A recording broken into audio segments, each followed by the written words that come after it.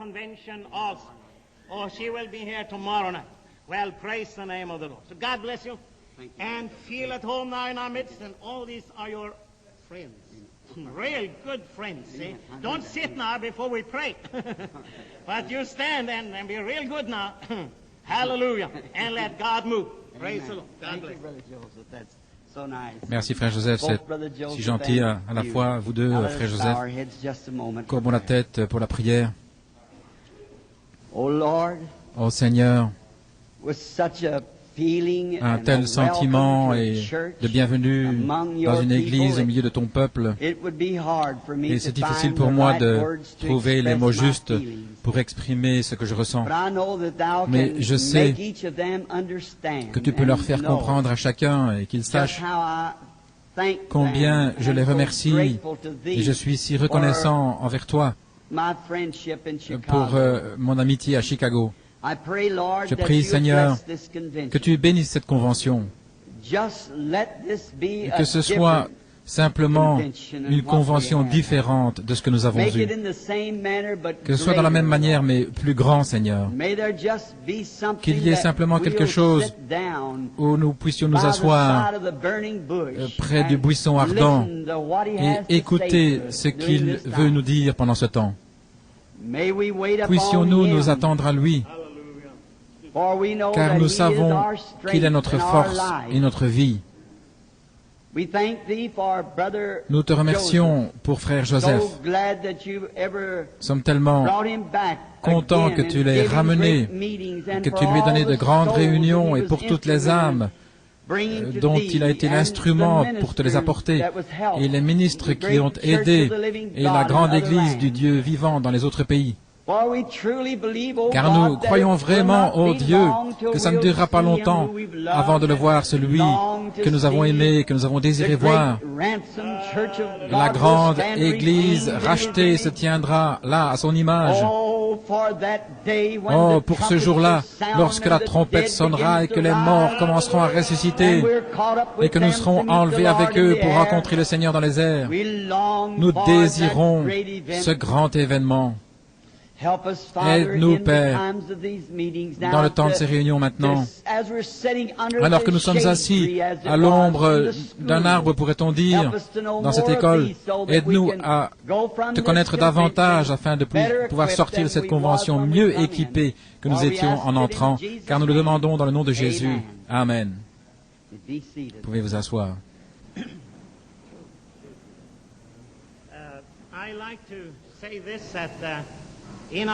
J'aimerais dire ceci, que dans nos conventions, nous essayons d'avoir un grand auditorium. Mais maintenant, comme nous n'étions pas sûrs, avant quelques semaines, que Frère Branham viendrait, et c'est le temps où toutes les écoles ferment, c'était presque impossible. Ça peut nous handicaper un petit peu, mais je crois que nous aurons tous de la patience. Et si vous connaissez la raison, je sais que vous aurez de la patience. Et pour dimanche, nous pourrons avoir un plus grand auditorium, et mieux, pas plus beau, ça ne pourrait pas être plus beau que celui-ci, mais nous aurons plus de place où nous pourrons avoir les gens. J'espère que vous aurez tous un peu de patience et que vous regarderez au-dessus de ça, et maintenant vous avez confessé que vous avez pardonné et vous serez bon. OK?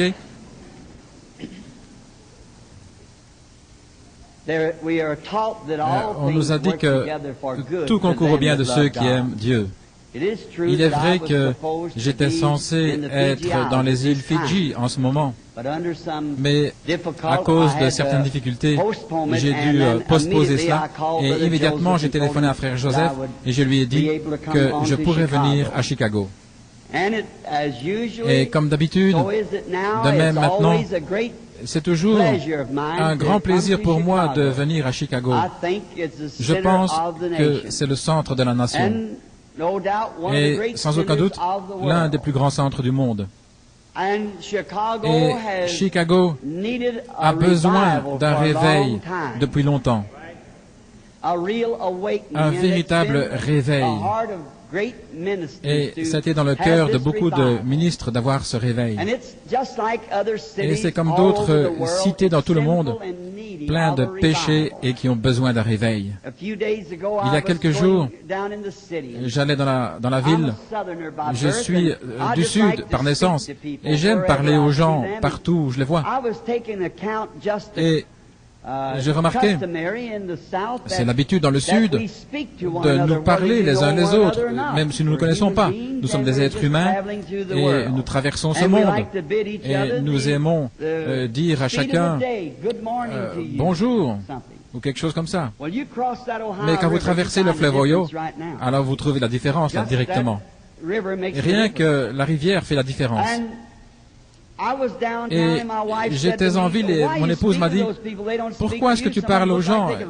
Ils ne te répondent pas et ils savent même qu'ils pourraient t'écraser. J'ai dit, tu sais, le peuple de Dieu c'est une minorité. Et peut-être que c'est 10%. Mais j'ai dit, si je parle à tout le monde, alors je sais que je vais atteindre ces 10% quelque part. Mais j'aime les amis, j'aime être aimable. J'aime rencontrer les gens comme si je les connaissais. Je sais que parfois ils vous regardent bizarrement. Ils vous là dans la rue et ils se demandent ce qui se passe avec vous. Comme s'il y avait quelque chose qui n'allait pas. Il y a quelque chose. Je suis né de nouveau de l'Esprit de Dieu. Et ça fait une personne un peu particulière.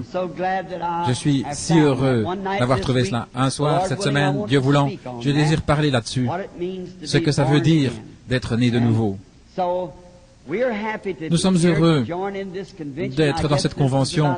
Et je pense que ça fait 3 ou 4 ans que je parle dans cette convention. C'est la 4e année.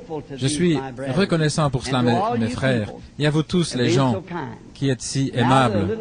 Et maintenant, la petite église ici, je pense habituellement ceci, j'espère, si j'ai tort, que le Seigneur me pardonne, mais il me semble que vous pourriez avoir une meilleure réunion dans une église, parce que dans ces grands auditoriums et ces choses, c'est très bien pour faire asseoir les gens. Mais j'espère que ce n'est pas de la superstition. Mais il me semble toujours qu'il y a tellement de méchanceté dans ces endroits. Des combats et parier et le whisky. C'est un endroit où les mauvais esprits sont aux alentours. Et dans une église, c'est le Saint-Esprit qui se trouve là. J'aime être là où se trouve le Saint-Esprit. Je me sens plus chez moi d'être là où se trouve le Saint-Esprit. Et spécialement là où il y a l'église, bien sûr. Ils apportent le Saint-Esprit avec eux. Nous sommes reconnaissants pour cela. Maintenant, je ne vais pas vous épuiser chaque soir de vous garder longtemps. Et je sais, c'est un petit peu mon habitude. Je parle tellement lentement, il me faut longtemps pour dire ce que je veux dire. Et j'aime toujours dire la vérité. Je ne dois plus y penser, vous savez, parce que j'ai dit la vérité. Alors on ne doit pas rechercher en arrière, c'est quelque chose de mal. Alors vous devez faire attention à tout ce que vous dites, parce que sinon vous pouvez faire marche arrière. Mais vous prenez votre temps et ce que vous avez à dire, parce que c'est la vérité. Mon père me disait de faire toujours cela. Prends ton temps et dis la vérité et tu ne devras jamais faire marche arrière. Eh bien, c'est une bonne philosophie. Ainsi, je vais essayer de vous laisser sortir chaque soir. Si je venais un peu plus tôt, mais je pense que mon bon ami frère Joseph m'a téléphoné, il a dit d'être ici vers 15 minutes avant l'heure. Peut-être demain soir, ce sera un peu plus tôt. Et je pense que nous devrions avoir un soir de guérison pendant ce temps, ne pensez-vous pas? Plutôt que prêcher et puis prier pour les gens, parce qu'ici, il y a beaucoup de gens malades dans cette convention. Et disons que nous aurons vendredi soir pour la guérison. D'accord? Vous êtes, ce sera bien. Okay. Alors, samedi matin, je pense que je suis censé prêcher pour les hommes d'affaires du plein évangile. C'est juste le petit déjeuner. Quand? Vendredi matin et samedi matin, c'est les affaires, les hommes d'affaires. Eh bien, c'est très bien. Et alors, dimanche soir, je pense que frère Osborne a ce... Non, c'est dimanche après-midi. Et dimanche soir, nous aurons une autre réunion avec frère Branham. Très bien. Ah, une autre. Vous voyez comment il me lit, là? Très bien. C'est dimanche soir, alors. Et maintenant, nous allons lire un petit peu dans la parole. Nous allons y entrer rapidement. Et souvenez-vous maintenant ce que nous essayons de faire, frères et sœurs, c'est de venir dans la maison de Dieu comme endroit de correction, un endroit où nous sommes assis, où nous nourrissons de la parole de Dieu et où nous sortons étant différents. Je crois que c'était en Finlande. J'étais là, nous étions arrêtés sur la route et il y avait des Finlandais qui avaient coupé le grain. Et quelqu'un avait apporté de l'eau pour leur dîner. Ils mangeaient sous un arbre. Nous nous sommes arrêtés.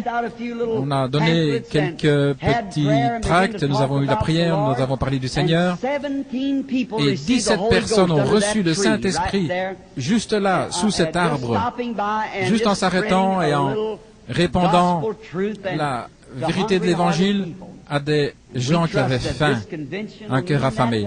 Et nous pensons que cette convention signifiera cela à chaque personne qui n'a pas reçu le Saint-Esprit, qu'il le reçoive pendant ce temps-là. Maintenant, je vais prendre ce sujet ce soir dans le chapitre 19 de 1 Roi et les 5 derniers mots plutôt du verset 9. Qu'entends-tu, Élie?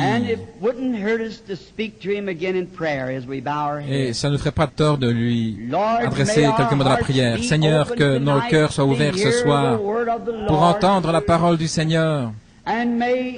Et puisses-tu venir maintenant nous prendre et circoncire nos lèvres et nos cœurs et nos oreilles, et que le Saint-Esprit parle en nous les choses qu'il aimerait que nous connaissions, afin que nous connaissions Dieu et que nous craignions Dieu et que nous aimions Dieu et que nous servions Dieu avec tout ce qui est en nous. Car tu connais notre fragilité et comment nous sommes faits. Nous te demandons de nous pardonner chaque péché que nous avons commis.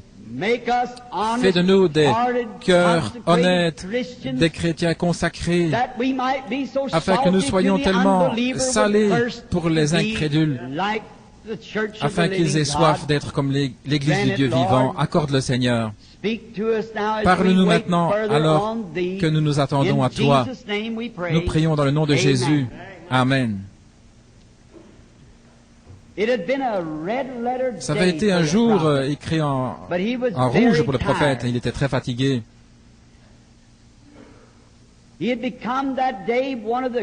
Ce jour-là, c'était l'un des plus grands prophètes des temps, car il avait accompli l'un des miracles les plus remarquables qui ait été accompli. Et franchement, je ne pense pas qu'il y ait jamais eu un temps où Dieu a accompli son miracle d'une telle manière. Mais il était fatigué, il était épuisé. Et habituellement, quand ça arrive, après quelque chose de grand, faites attention à l'ennemi. Et lorsque ses nerfs, il était tout bouleversé, il était sur le point d'être brisé, d'avoir une dépression nerveuse. C'est alors que Jézabel est intervenue. Et ça, c'est le piège du diable. Tous les chrétiens savent cela. Chaque homme ou femme qui a jamais été témoin d'une grande expérience en Christ sait combien c'est vrai. Regardez notre Seigneur. Après son grand couronnement, quand il fut baptisé et que Dieu, le Saint-Esprit, est descendu du ciel sous la forme d'une colombe et a rempli son tabernacle, immédiatement, il fut emmené dans le désert pendant 40 jours et fut tenté du diable. Je crois que c'est Paul qui, après avoir parlé du troisième ciel, immédiatement après, il a parlé de l'épine dans la chair. Et toutes les femmes de pasteurs savent combien il faut faire attention le lundi, s'il y a eu un grand jour le dimanche, parce que Vous feriez mieux de le laisser dormir, je pense, le lundi matin. Ce serait la meilleure chose qu'il dorme. Et c'est une bonne chose parce que c'est ce que Dieu a laissé faire à Élie. Il a laissé dormir. Mais cela montre que Dieu fait quelque chose. Satan est toujours présent pour bloquer ou pour démolir ou faire ce qu'il peut pour interrompre. Et il était épuisé. Ses nerfs étaient à fleur de peau. Et tout comme les gens aujourd'hui, nous avons besoin d'un arbre, un genévrier. J'ai prêché à des gens fatigués, nerveux. J'ai prié pour des gens nerveux. Et c'est un monde nerveux, névrosé dans lequel nous vivons. Tout le monde est un petit peu les nerfs à fleur de peau, pourrait-on dire. Comme n'importe quelle petite chose peut les bouleverser. Le peuple de Dieu est comme ça. Le monde est comme ça. Nous avons besoin tous d'un genévrier, un endroit pour nous reposer. Je crois que cette convention sera cet arbre, un genévrier. Les institutions pour malades mentaux sont remplies, les hôpitaux se remplissent, et les crimes des jeunes, délinquants juvéniles, partout, nous vivons dans un temps terrible. Et les gens essayent de boire pour oublier avec le whisky, ou ils essayent de jouer avec des cartes pour oublier, ou de rire avec des plaisanteries. Mais ce qu'il nous faut, c'est un genévrier, un endroit où nous pouvons être calmes devant Dieu. Maintenant, il y a 3 étapes dont nous voudrons parler. Le mont Carmel, le genévrier et la caverne. Les nerfs du prophète étaient tout bouleversés. Il venait de sortir de l'onction. Il avait été là pendant longtemps. Et Dieu avait pris soin de lui. J'aime ça. Dieu avait pris soin de son serviteur et l'avait nourri avec des corbeaux. Il avait attendu le temps, il avait abreuvé là au Chérit. Et maintenant, après que le grand miracle ait été accompli et que Élie sortait de sous l'onction, il avait les nerfs à fleur de peau.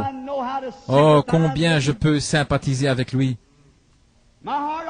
Mon cœur a toujours saigné pour Élie quand je pensais, sous l'onction du Saint-Esprit, il avait fait descendre le feu du ciel, accompli des miracles.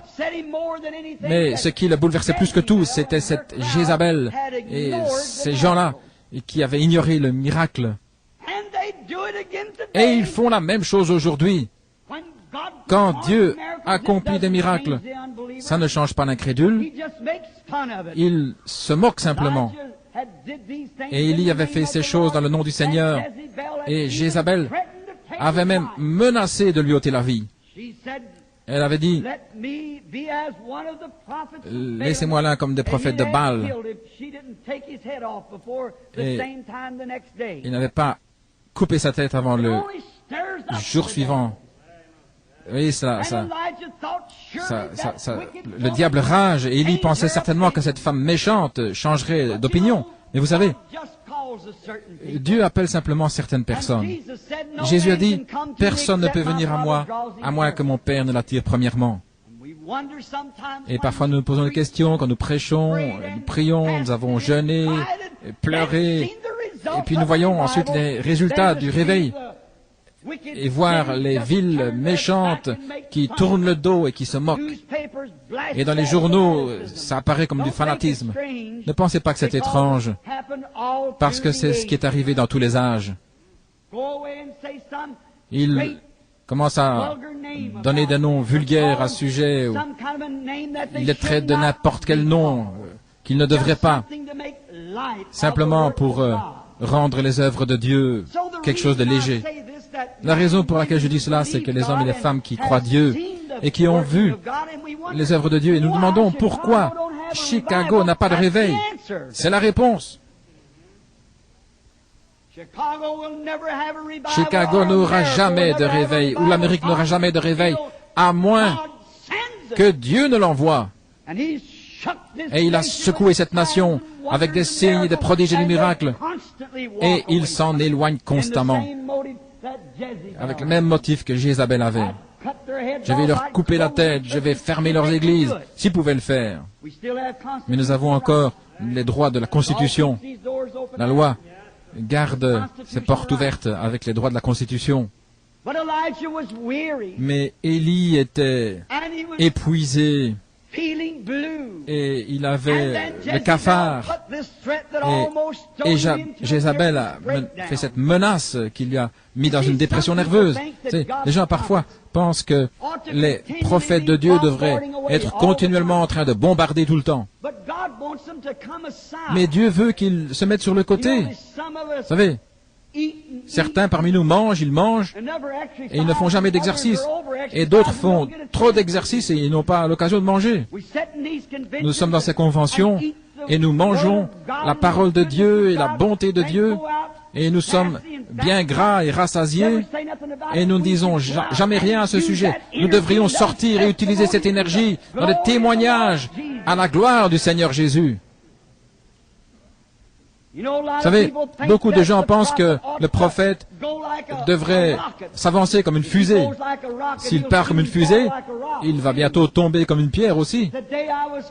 Aujourd'hui, je venais de Jeffersonville, j'écoutais la radio. Ils essayaient d'envoyer un Spoutnik ou quelque chose, dépenser des millions de dollars pour essayer de battre la Russie, pour aller sur la Lune. C'est pas étonnant que nous sommes un tas de névrosés. Qu'est-ce que nous avons à faire avec la Lune, alors que nous ne pouvons même pas prendre soin de ce que nous avons ici?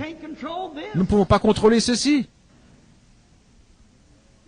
Mais vous voyez, tout ça, c'est un mouvement scientifique. Et Dieu est abandonné. Il n'est plus dans le tableau. Un jour, les hommes ont essayé de construire une tour pour s'éloigner de la terre. Et Dieu ne leur a pas donné l'unité. Et je pense que les hommes aujourd'hui, ils essaient de construire ces tours pour aller jusqu'à la Lune. Et ils sont là, avec toutes sortes de conférences, mais sans unité. Ils ne peuvent pas parler la langue les uns des autres. Il y a une langue que nous devrions tous connaître, et c'est la langue de Dieu. L'amour de Dieu les uns pour les autres et une fraternité parmi les hommes. Lorsque nous apprendrons cette sorte de tour, cette sorte de langue, alors il y aura une tour qui va descendre du ciel pour nous emmener dans la gloire. Ce sera l'échelle de Jacob, où Dieu nous fera monter un de ces jours. Il était fatigué, épuisé, mais Dieu prenait soin de son prophète. Je pense à la gentillesse de Dieu qu'il a montrée avec Élie, lorsqu'il l'a amené sous cet arbre. Là, lorsqu'il a quitté sa province, il est allé dans une autre province. Et là, il avait laissé son serviteur. Et puis, couru dans la jungle, dans le désert, dans un endroit fixé. Et je crois que ce genévrier a été mis là dans le sol pour ce but-là. Dieu l'a fait se reposer là sous ce genévrier, il l'a mis dans le sommeil afin qu'il puisse se reposer un peu. Et alors, il savait qu'il avait faim. Il l'a réveillé, un ange l'a touché. Et là, il y avait des gâteaux qui étaient là, qui avaient été posés sur les charbons. Et il a mangé les gâteaux et il s'est rendormi à nouveau. Il devait être vraiment fatigué. Ce réveil, ces miracles qu'il avait accomplis, le surnaturel, il était épuisé. Et alors, l'ange l'a laissé dormir un temps, et puis il l'a réveillé. Et il a dit, mange encore, parce que le voyage est très dur. Combien nous avons besoin dans ce voyage dans lequel nous sommes maintenant, de trouver un endroit de repos et de se réjouir sur la parole de Dieu, afin que cela nous donne de la force. Soir après soir, entrer dans sa chambre et se reposer, revenir le lendemain matin, frais et manger davantage, car il y a un grand voyage et une grande bataille qui est devant nous là pour l'Église. Je crois que nous avons été enfants assez longtemps. Dieu va transformer son Église et va l'amener dans le fait d'être un homme maintenant. Et nous avons joué, nous sommes amusés comme des enfants. Mais maintenant, nous allons devoir mettre de côté les choses de l'enfant et revêtir la maturité et être des hommes. Je crois que c'est Paul qui disait, quand j'étais un enfant, je parlais comme un enfant, parce qu'il pensait comme un enfant.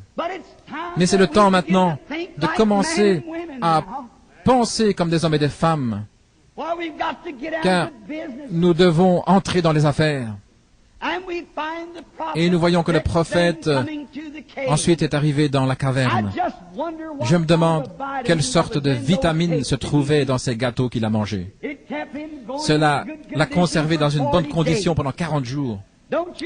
N'imaginez-vous pas, les scientifiques de ce jour, combien ils aimeraient prendre l'un de ces gâteaux et d'examiner dans leur laboratoire pour voir combien de produits chimiques est-ce qu'il y avait et les vitamines, pour pouvoir garder un homme dans une telle force pendant 40 jours. Dieu a encore un laboratoire rempli de cela. Et ils sont là, dans le but pour ces voyages. Et lorsque nous le trouvons maintenant dans la caverne, il était là, retiré dans une caverne. Et Dieu voulait lui parler. Et la Bible dit qu'un grand et puissant vent est passé, et puis un tremblement de terre, et puis des déchirements, des secouements. Mais Élie restait simplement tranquille. Et après un temps, il y a eu une petite voix douce et tranquille. Et Élie a reconnu que c'était Dieu. Et il a mis le manteau sur son visage et il est sorti pour le rencontrer. Je me demande si nous, l'Église, n'avons pas écouté trop de vents impétueux et de tonnerre et de sang et les éclairs, au point où nous avons manqué d'entendre cette petite voix douce, et c'est le temps de revenir à ça maintenant. Ça n'a jamais frappé Élie. Élie était l'un des aigles de Dieu. Il était là dans la caverne, en train d'écouter toutes ces choses qui passaient. Et cependant, c'est Dieu qui le faisait. Mais il voulait quelque chose de mieux. Élie était son aigle. J'aime toujours ce chant. Ceux qui s'attendent à l'Éternel renouvelleront leur force. Ils s'élèveront avec des ailes comme un aigle. Et il y a un certain verset qui dit quelque chose comme ceci. Enseigne-moi, Seigneur, à attendre quand les cœurs sont enflammés. Laisse-moi humilier mon orgueil et invoquer ton nom. Enseigne-moi à ne pas me reposer sur ce que font les autres, mais à attendre dans la prière une petite voix douce et subtile qui vient de toi. Nous, les Américains, nous aimons les grandes choses et beaucoup de bruit. Comme c'est différent, comme ça revient sur nous. C'est une petite chose et silencieuse. Vous savez, les Américains, ils aiment coloniser les grandes choses, aller avec les grandes églises, faire les grandes choses, les plus grandes foules. C'est à celui qui peut attirer le plus l'attention. C'est né en nous de faire ça. Mais, oh, combien cela a prouvé que nous avons manqué Dieu.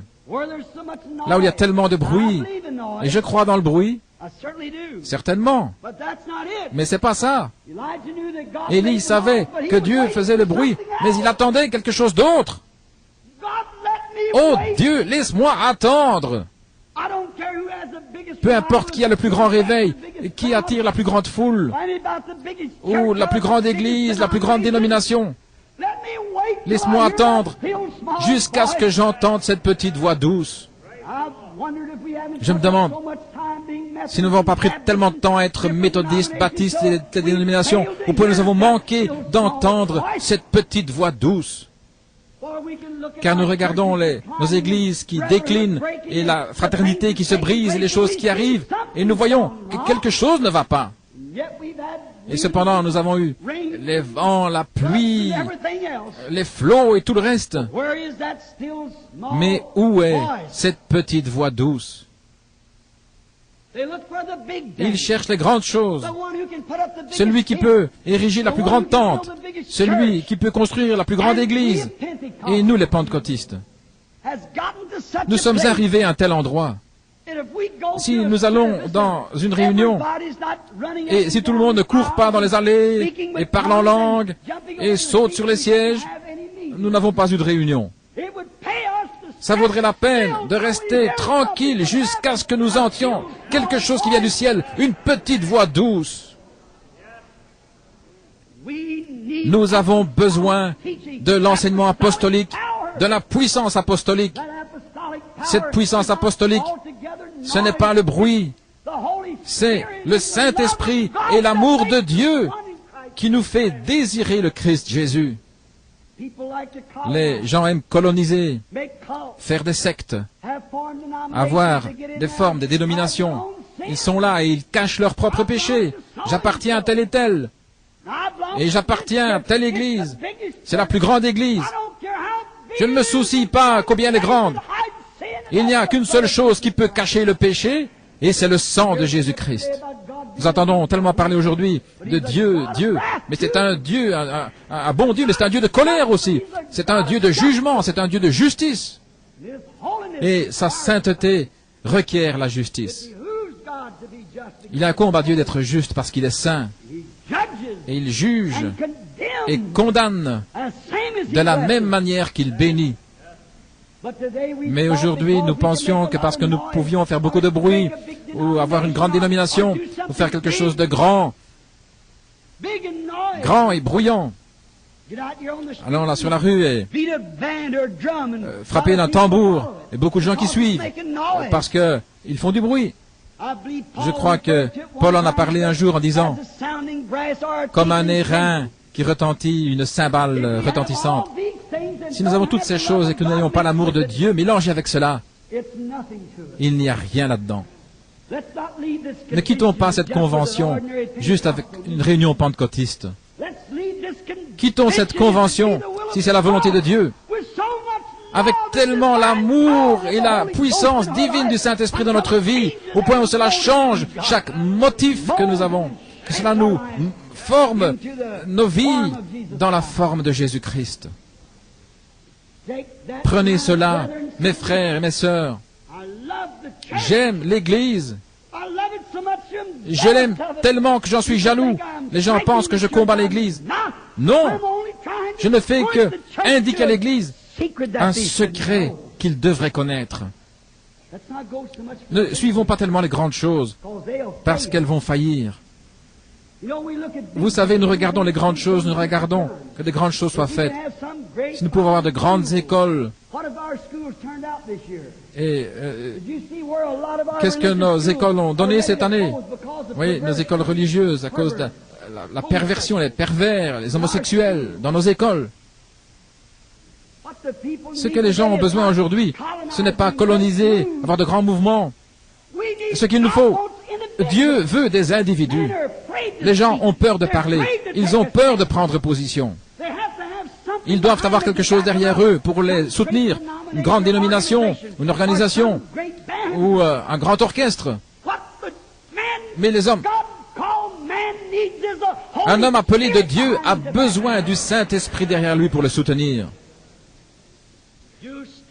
Vous restez seul. Aujourd'hui, nous ne voulons pas faire cela. Nous nous tenons comme organisation, un mouvement. Nous nous tenons comme ceci, cela ou autre.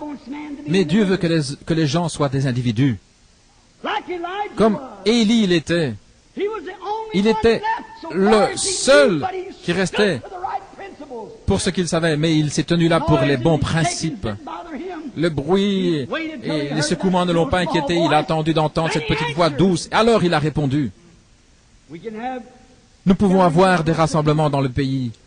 Nous pouvons avoir des grands stades remplis de gens. Nous pouvons avoir toutes sortes de choses qui se passent. Cela n'aidera jamais jusqu'à ce que Dieu parle individuellement au cœur humain. C'est la seule chose qui changera l'homme. C'est la seule chose qui le fera s'envelopper là sur son visage pour entrer dans la présence de Dieu. L'Église a besoin de cela, les amis. C'est la sorte de condition que nous désirons.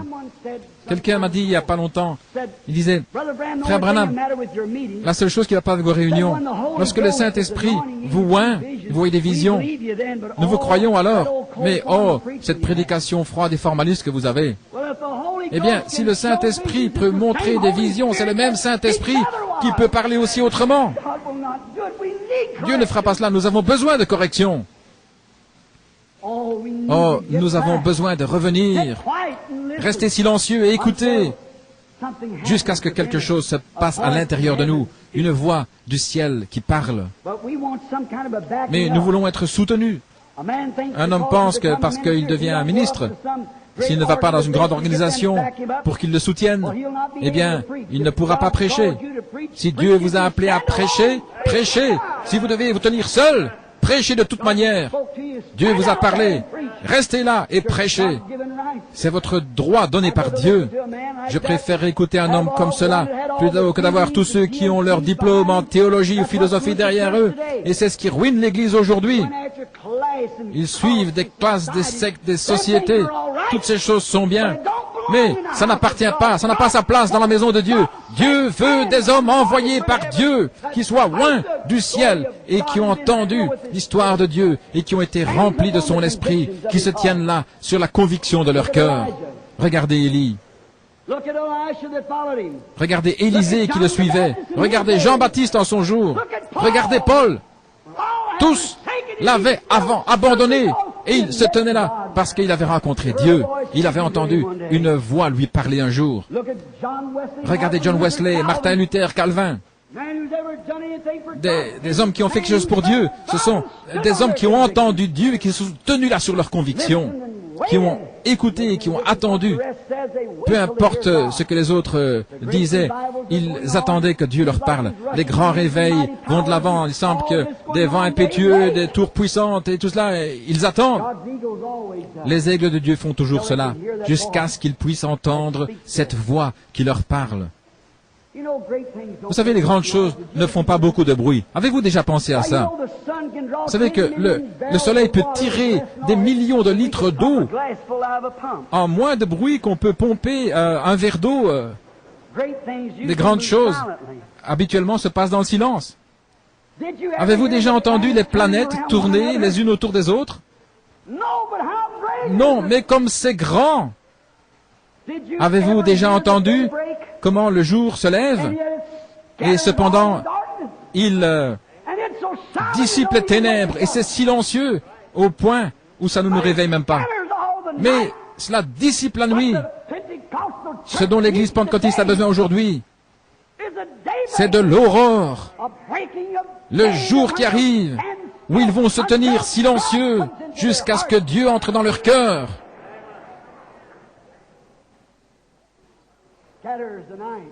Qu'il dissipe la nuit. Nous pensons que si la nuit est dissipée, un peu de ténèbres quelque part, et que nous devons démolir la ville. Nous ne devons pas démolir toute la ville. Restez tranquille et sachez que je suis Dieu. Il a dit à Moïse, il lui a ordonné de rester tranquille. Regarde et vois ce que je vais faire. Ce qu'il nous faut, frère. Nous avons couru avant la charrue. Nous avons mis la charrue avant les bœufs. Comme un messager un jour, il avait couru, il avait entendu quelque chose. Et lorsqu'il est arrivé là, il n'avait rien à dire quand il est arrivé là. Je pense que c'est beaucoup ce qui se passe aujourd'hui. Nous avons entendu beaucoup de choses se passer, nous avons commencé à courir, et nous ne savons pas pourquoi nous courons. Attendons jusqu'à ce que nous entendions Dieu, qu'il parle à notre cœur, d'avoir un message, quelque chose, que cette petite voix douce a changé, elle a changé chaque fibre en nous. Si les églises, si les laïcs, les ministres, les prêtres aujourd'hui voudraient attendre Dieu dans leur caverne quelque part, au point où cela arrive, alors toutes les barrières dénominationnelles seraient brisées et les hommes seraient des frères. Oui, Nous sommes nerveux, bouleversés. Ils sont le peuple de Dieu, tout comme Élie était le peuple de Dieu, mais il avait besoin de l'expérience de la caverne. Avez-vous déjà remarqué? Ce ne sont pas les petites vagues qui reflètent les étoiles, faire beaucoup de bruit, mais c'est le petit étang calme qui reflète les étoiles. Et bien souvent, nous nous sommes trop appuyés sur les vagues. Je crois qu'il y a des vagues, mais vous savez, ce qui fait qu'il y a des vagues, c'est parce que c'est pas profond, c'est vrai. Je me souviens un jour, mon papa et moi, nous allions dans les champs pour aller chercher de la nourriture, là, et le remplir dans une charrue, dans une charrette. Et je me demande combien sont nés dans une ferme ici. Et nous avions là ce genre de chariot, et parfois, sur la rue, ça cognait partout sur les pierres, bom, bom, bom, ça sautait. Ça faisait le bruit le plus terrible que j'ai jamais entendu. Mais lorsque le chariot était rempli de toutes ces bonnes choses de la ferme, et nous puissions revenir alors, on n'entendait plus tous ces bruits. Il était bien chargé. Ce qu'il nous faut ce soir, c'est d'être remplis de l'amour de Dieu, de sa puissance, attendant jusqu'à ce que cette petite voix douce nous rencontre. Dans cette convention, attendons d'entendre sa voix.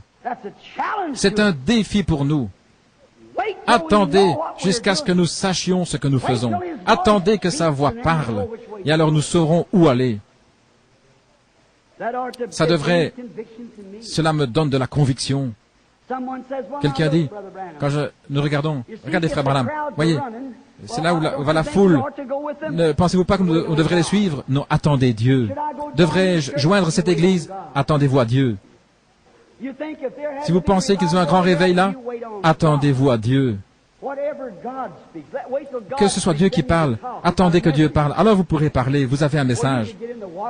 Vous pouvez aller dans l'eau et sauter, faire beaucoup de bruit, mais attendez-vous à Dieu. Quand entends-tu toutes ces choses qui se sont? Qu'avez-vous entendu là-dedans? Nous avons entendu la confusion, nous avons entendu des hauts et des bas, nous avons entendu des organisations différentes, des grandes choses comme cela. Mais où Dieu se trouve-t-il dans toutes ces choses? Nous avons besoin d'hommes qui soient loin, des hommes qui savent où ils se tiennent, des hommes qui ont rencontré Dieu face à face et qui ont parlé avec lui. Vous êtes mes témoins. Après que le Saint-Esprit soit venu sur vous, les choses que je ferai, vous les ferez aussi. Après que le Saint-Esprit soit venu sur vous, vous serez mes témoins. Ces signes suivront ceux qui croient. Nous voulons attendre.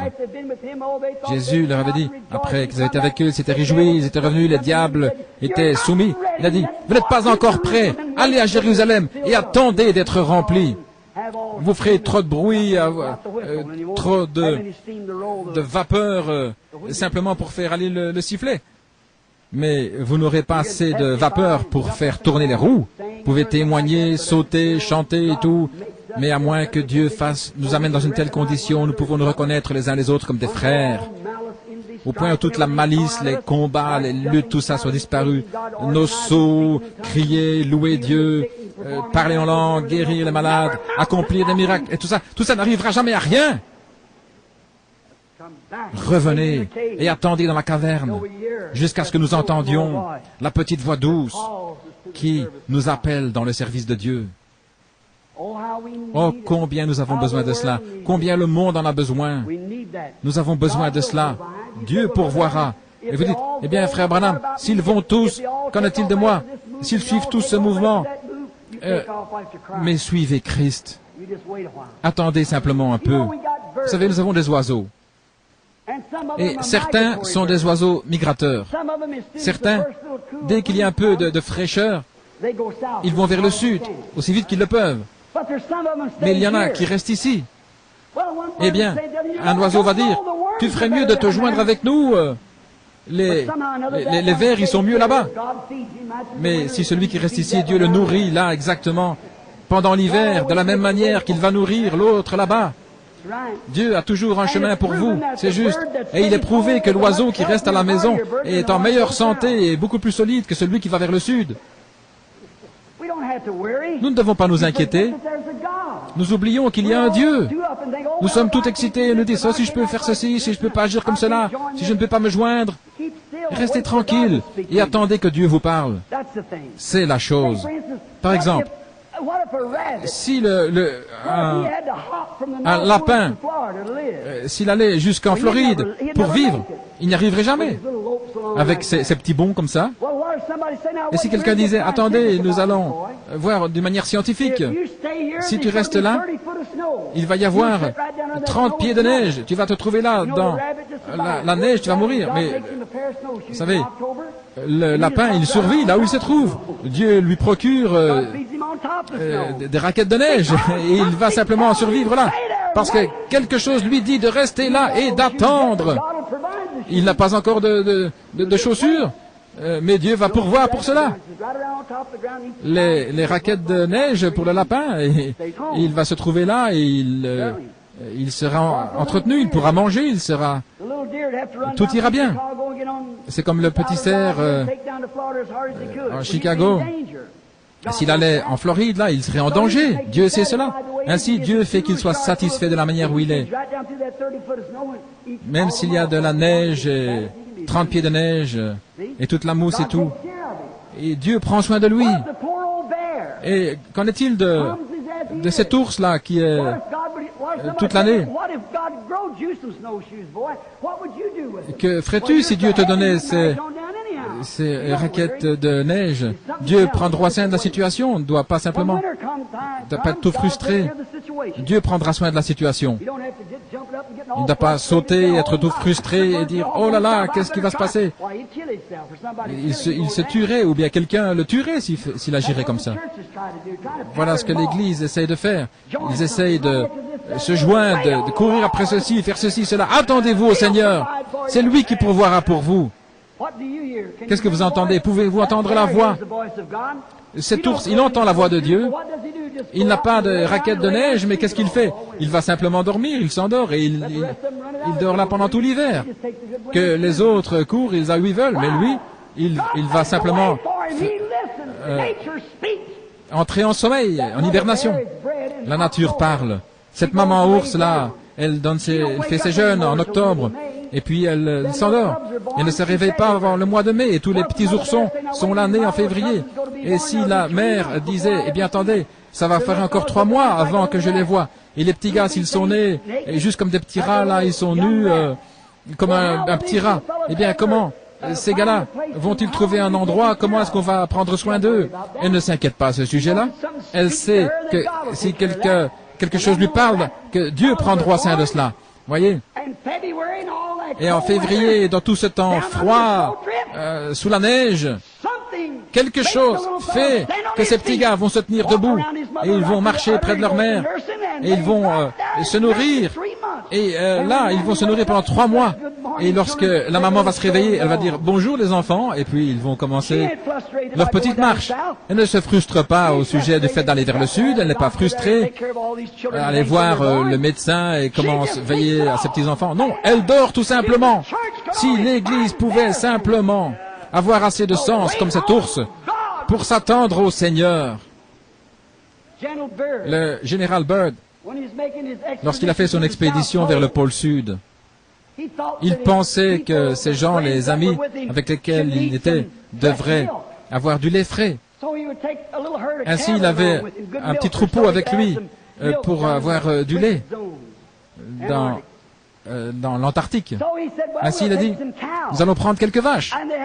Et ils ont pensé, si nous changeons ces vaches ici qui se trouvent dans une zone tempérée, là dans cette zone froide, elles vont attraper la pneumonie, elles vont mourir si nous les conduisons là-bas. Ainsi, ils sont allés là et ils ont fabriqué des gros vêtements, des grands manteaux avec des fourrures. Et ils les ont mis sur ces vaches. Vous savez quoi? Quand ils sont arrivés là, ils ont remarqué qu'elles n'en avaient pas besoin. Dieu leur a fait pousser des longs poils afin qu'elles n'aient pas besoin de ces manteaux faits par l'homme. C'est ainsi que l'Église, peu importe si vous êtes là sur la rue et que vous ayez une canette en main ou un tambourin, si vous êtes un ouvrier dans la mission Il ne veut pas que vous soyez un Billy Graham ou un Oral Roberts. Attendez-vous au Seigneur. Il pourvoira à tout ce dont vous avez besoin. Attendez d'entendre cette petite voix douce. C'est ce qu'il nous faut. Attendez. Qu'entends-tu? Que pouvez-vous entendre? Et qu'avez-vous entendu dans toutes ces années? Nous avons eu des miracles. Nous avons eu des choses que Dieu voulait que les hommes attendent. Il a accompli des miracles. Il n'a jamais changé le pays. Le péché est encore partout, pire que jamais.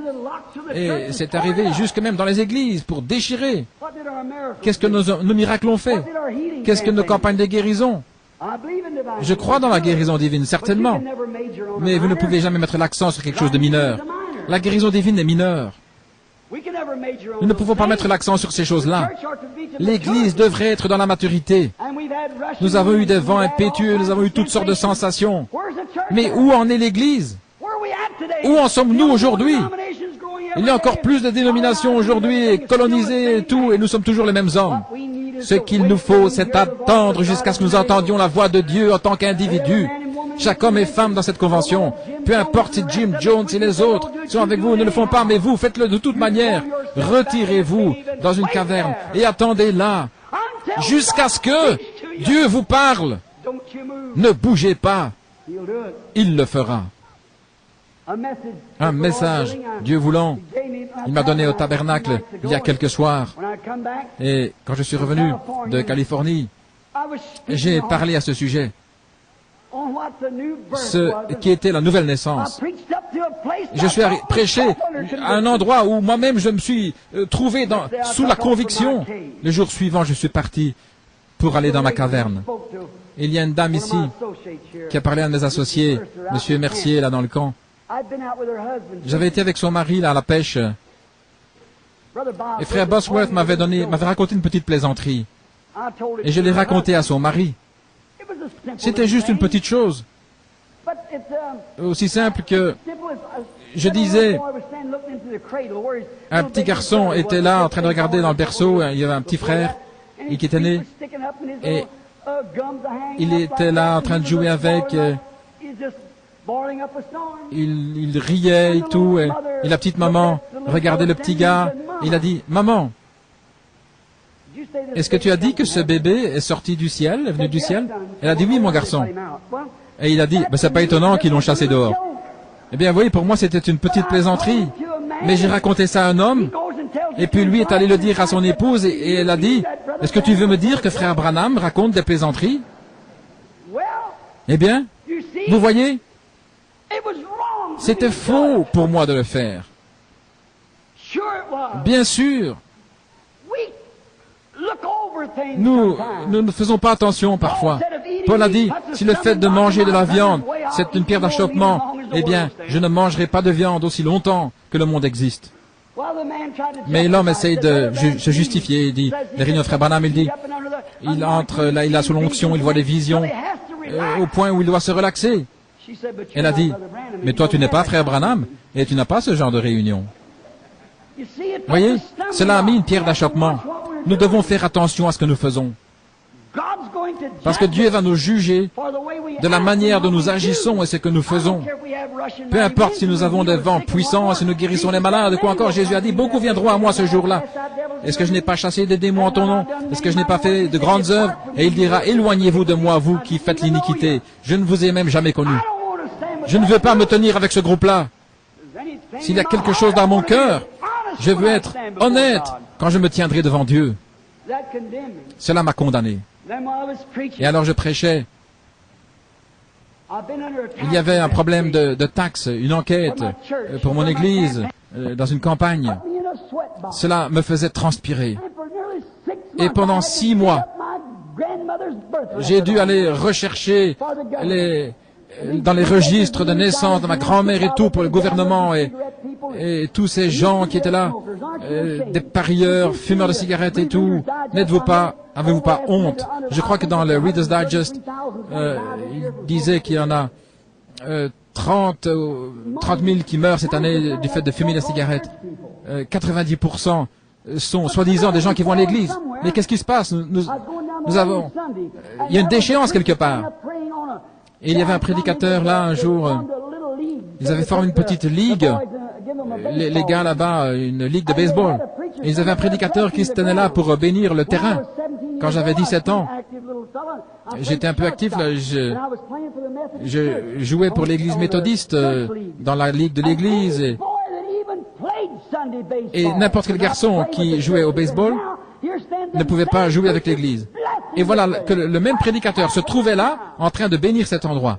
Qu'est-ce qui s'est passé? Est-ce que nos vents impétueux nous ont amenés quelque part? Est-ce que notre tonnerre, les éclairs, le sang nous a conduits quelque part?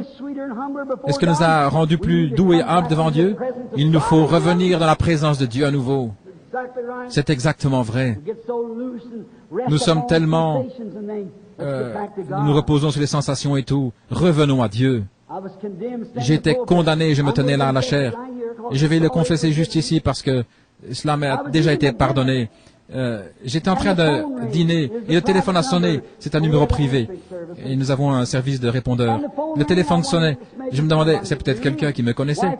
Mon épouse est allée et elle a mis la main sur le téléphone. Elle a dit, ce sont ces gens du gouvernement encore. Oh là là, je pensais que j'allais perdre la tête. J'étais tellement nerveux, bouleversé. Et je devais aller chercher ceci, et creuser là-dedans et cela, et aller chercher les diacres et les administrateurs et tout. J'étais tellement épuisé. Vous savez ce que j'ai fait? J'ai dit, dis-leur que je ne suis pas là maintenant. Et j'ai couru à l'extérieur de la maison, derrière la maison. Quand je suis revenu, ma femme m'a regardé. C'est une chérie, elle a dit, Billy, est-ce que c'était la chose exacte à faire? J'ai dit, bien sûr. Je n'étais pas là, de toute façon, juste à ce moment-là. Vous voyez, parfois vous agissez comme si c'était la vérité, mais c'est quand même un mensonge. Dieu ne veut pas que nous mentions, ou dire des petits mensonges blancs, ou tourner autour du coin. Tout doit être exactement juste. Cela m'a condamné. J'ai pensé à ça tout l'après-midi.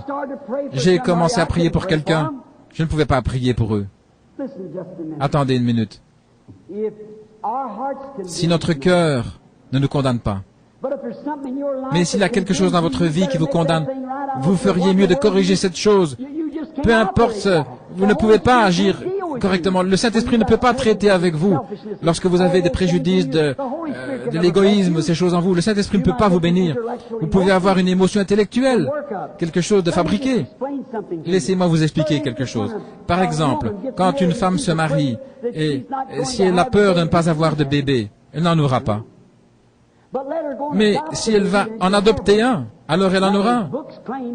Voyez, 9 fois sur 10, c'est ce qui se passe. Cela place son corps dans la bonne émotion. Demandez à un médecin si c'est pas vrai. Cela la place dans la bonne attitude. Job a dit les choses que je crains, le pire, c'est ce qui vient sur moi. Oui. Vous voulez être au-dessus de tout, là où il n'y a pas de condamnation, rien envers vous.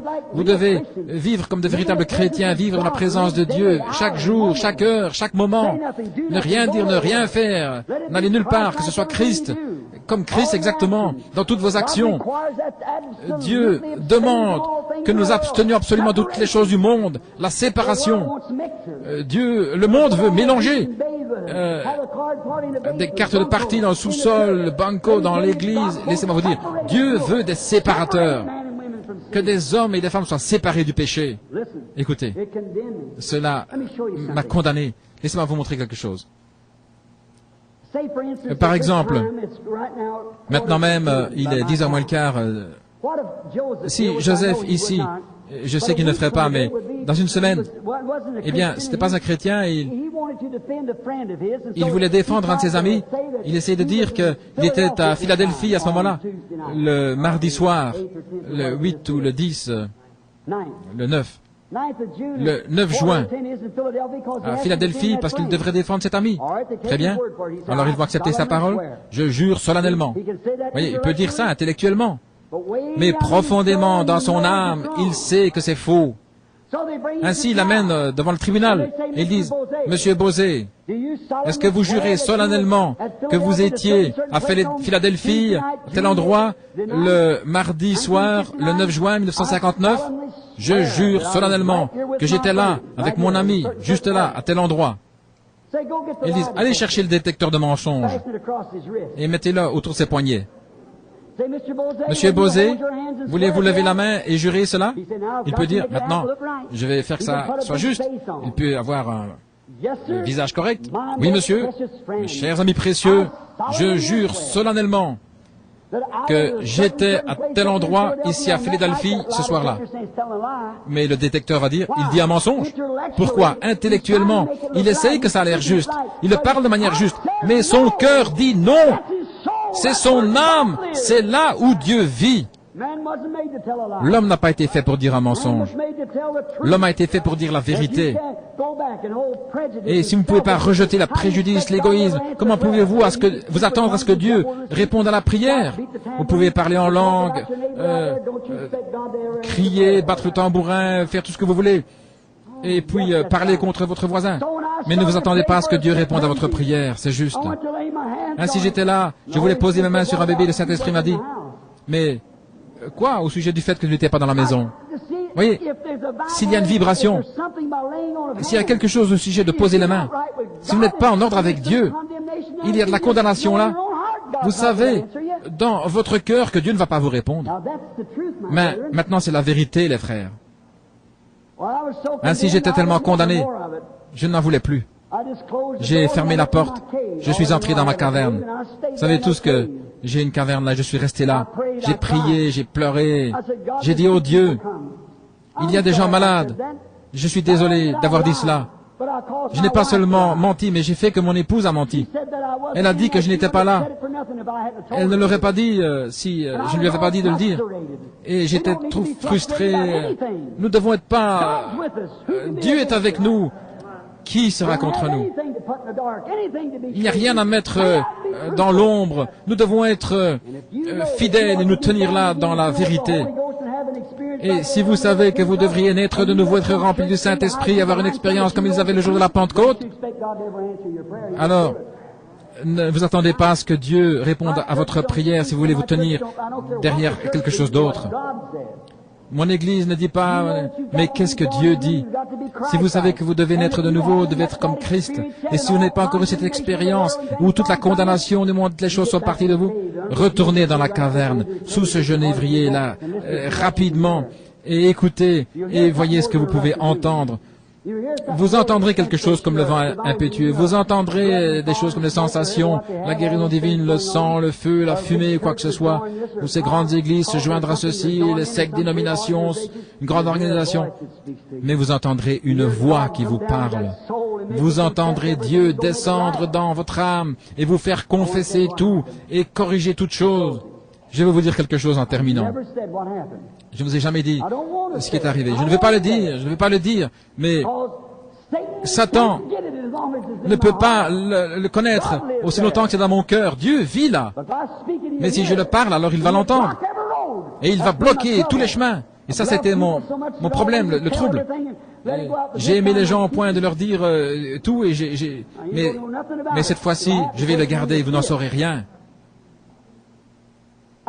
Cela arrivera et c'est la première chose, vous le verrez. J'ai dit, Seigneur, je ne suis même pas digne d'être ton serviteur. Moi, je me tenais là avec un homme que j'aimais.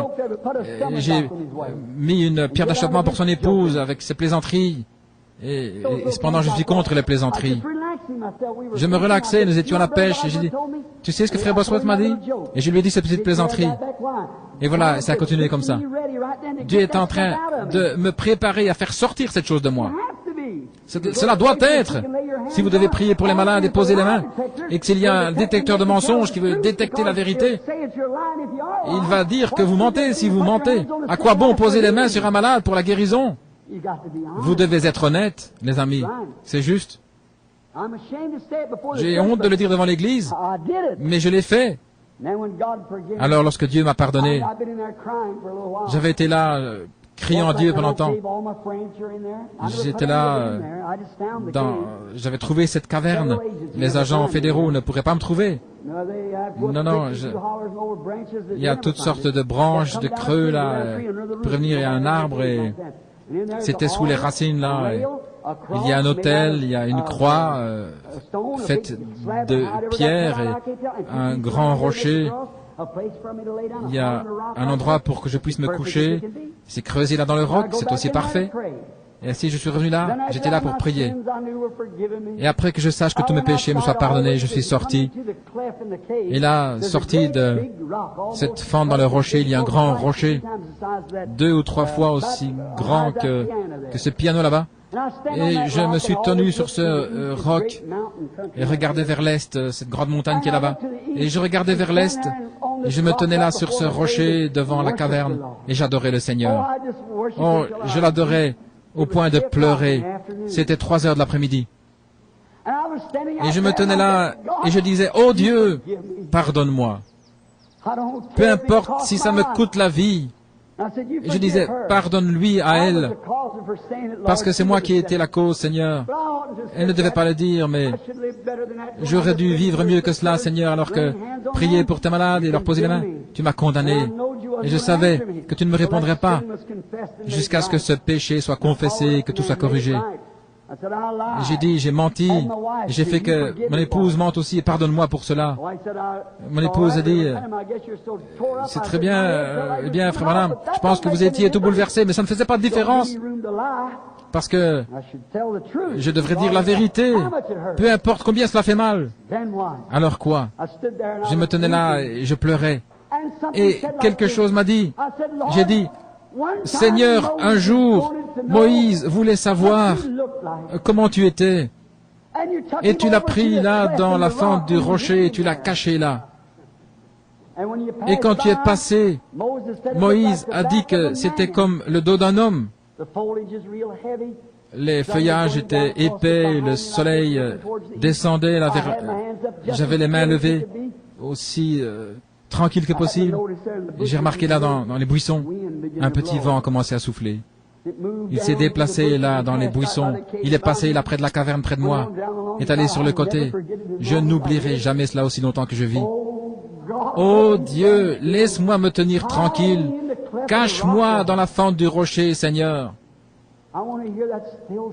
Je veux entendre cette petite voix douce. Je sais que j'ai été pardonné, j'ai vu ces feuilles bouger, le petit vent là. Simplement un petit vent, comme j'avais entendu quand j'étais un petit garçon dans les buissons. Ce vent était venu là d'un côté. Doucement, il était passé là où j'étais. Et les feuilles qui bougeaient, là près de la caverne. Qu'est-ce que ça signifie pour moi? C'est le même vent, là-bas, lorsque j'avais 7 ans, qui m'avait rencontré là dans les buissons en disant « Ne fume jamais, ne bois pas ou ne souille pas ton corps. Il y a quelque chose à accomplir pour toi quand tu seras plus vieux. » Frère, tout cela, entendre beaucoup de bruit, une organisation, voulez-vous entendre porter un vêtement ecclésiastique ou bien voulez-vous attendre d'entendre cette petite voix douce qui fasse de vous ce que vous devriez être un véritable chrétien? Pensez à ça. Qu'entends-tu, Élie? Qu'entendez-vous, Chicago? Attendons jusqu'à entendre cette petite voix douce dans cette convention. Courbons la tête maintenant un moment. Je me demande, les membres du corps de Christ qui sont ici ce soir,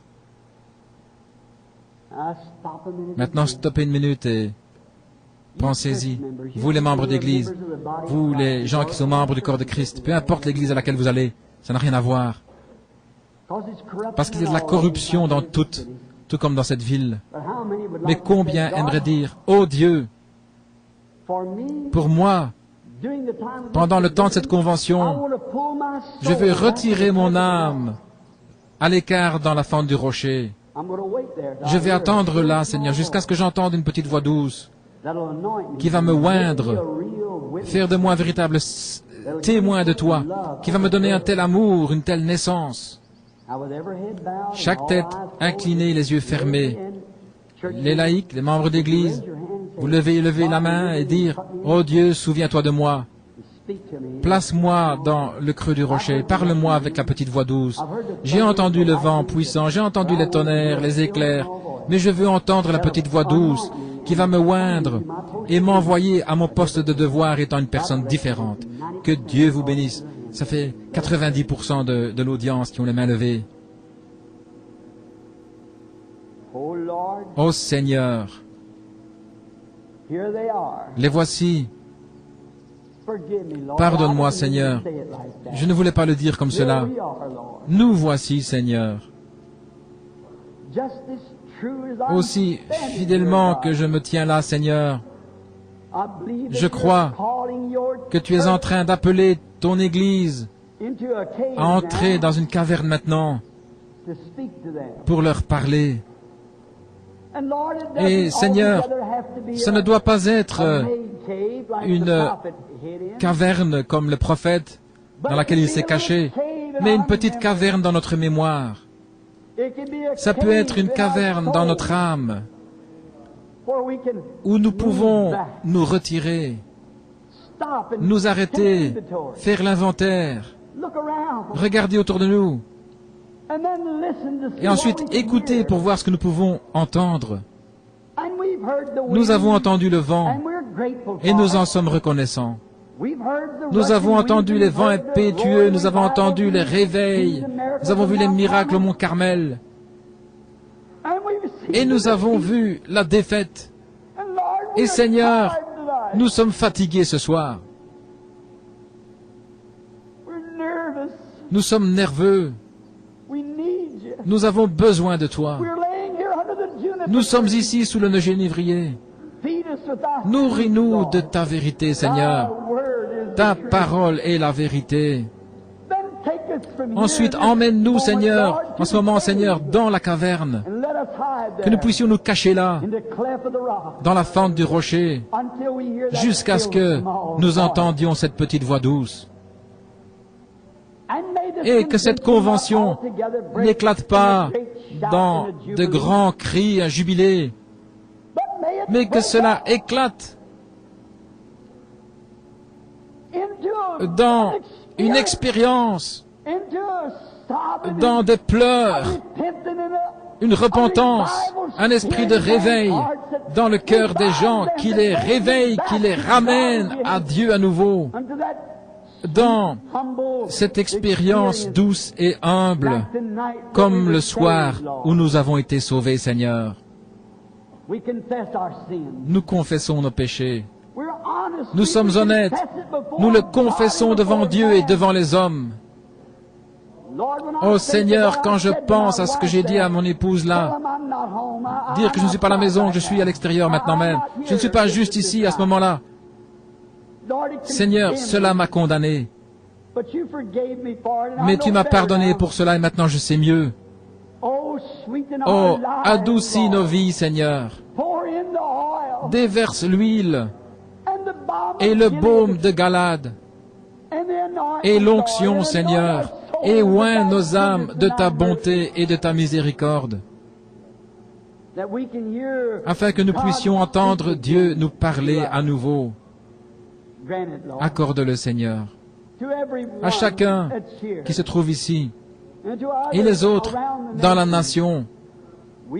Nous avons vu, Seigneur, le tonnerre et le vent, les tremblements de terre, et cela n'a pas amené les résultats, Seigneur. Ils veulent encore faire plus de dénominations et briser et coloniser et séparer les hommes les uns des autres. Oh Dieu, laisse-nous nous tenir silencieux et calmes jusqu'à ce que nous entendions la voix de Dieu qui fait fondre nos âmes les uns avec les autres. Accorde-le, Seigneur. Entends-nous et pardonne-nous et donne-nous cet esprit-là afin que nous puissions vivre jour après jour. Guéris les malades au milieu de nous, Seigneur. Ceux qui sont ici et qui ne se sentent pas bien, Père, nous prions qu'ils ne devront même pas attendre la réunion de guérison vendredi soir, mais que maintenant même, dans cette douceur, là, dans la fente du rocher, qu'ils puissent entendre la voix de Dieu qui leur parle. Je suis le Seigneur qui guérit toutes tes maladies.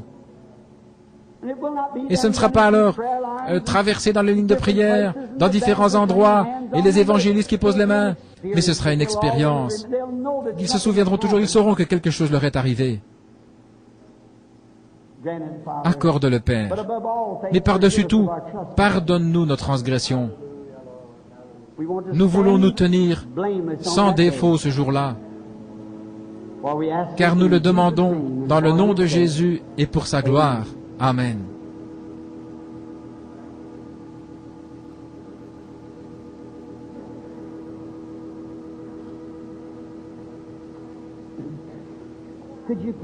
Pourriez-vous jouer cet hymne pour moi, être comme Jésus? Être comme Jésus sur la terre, je veux être comme lui. Le connaissez-vous? Est-ce que c'est comme ça que vous voulez être? Bien sûr. Combien connaissent le chant? Très bien. Chantons-le dans l'adoration. Être comme Jésus. C'est mon désir. Je veux son esprit. C'est quelque chose. Vous ne pouvez pas laver votre tache comme un léopard ne peut pas lécher cette tache. Vous ne pouvez pas le faire.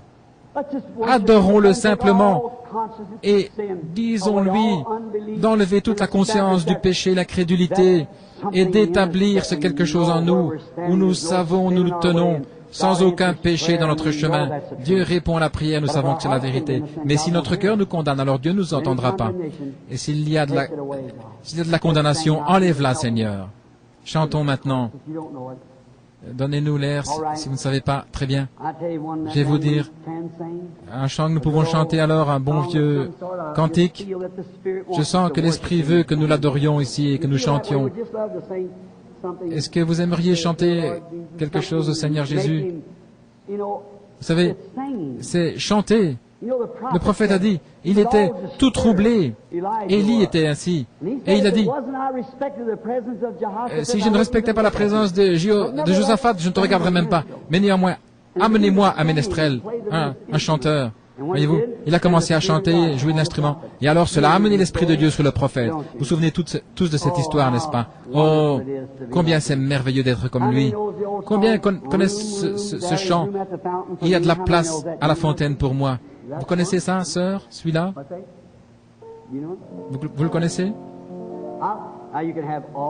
Maintenant, vous pouvez avoir tous les petits chants que vous voulez, les jubilés, c'est merveilleux. Mais pour moi, ramenez-moi à cela. Quand il a pris sa plume, qu'il a commencé à écrire, combien connaissent alors ce chant, plus près de toi, mon Dieu? J'aime celui-là aussi. Donnez-moi cet air.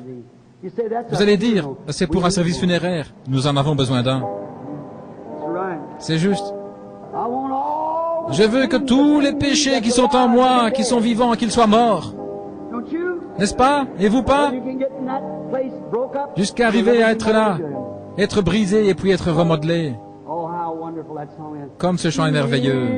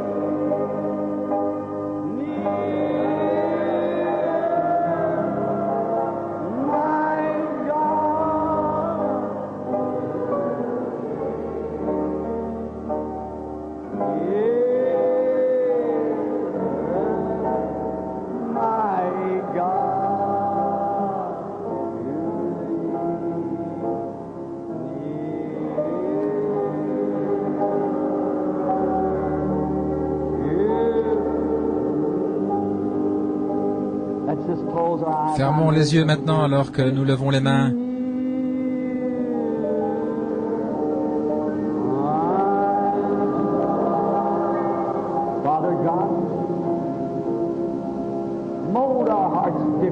Père Dieu, modèle nos cœurs différemment maintenant. S'il y a du péché au milieu de nous, ôte-le du milieu de nous. Peu importe à quel niveau nous devons arriver, Seigneur. On peut nous appeler, nous traiter n'importe comment, mépriser, rejeter. Que nous soyons simplement près de toi, Seigneur.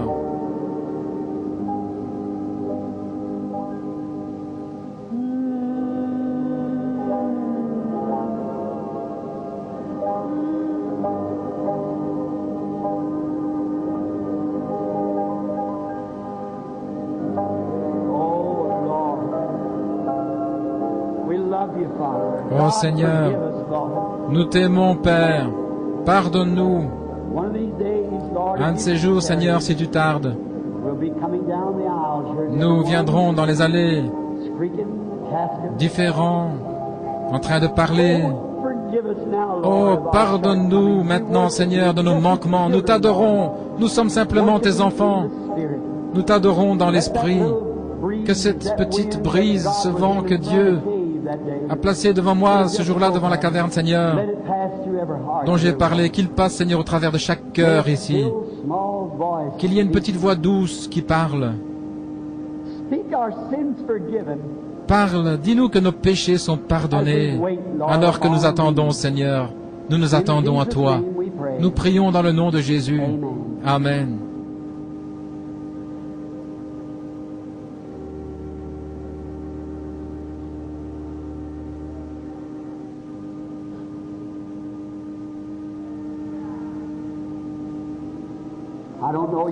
Je ne connais pas votre opinion. Chaque personne a son opinion. Mais pour moi, c'est ceci quand Christ vient. Ce sentiment doux et humble. Pour moi, c'est la petite voix douce qui parle beaucoup plus fort que les vents impétueux. Honnêtement, dans votre cœur, croyez-vous que c'est la vérité? Certainement. Maintenant, prenez la main de quelqu'un à côté de vous et chantons encore une fois alors que nous nous serrons la main. Quelqu'un à côté de vous. Chantons-le encore une fois.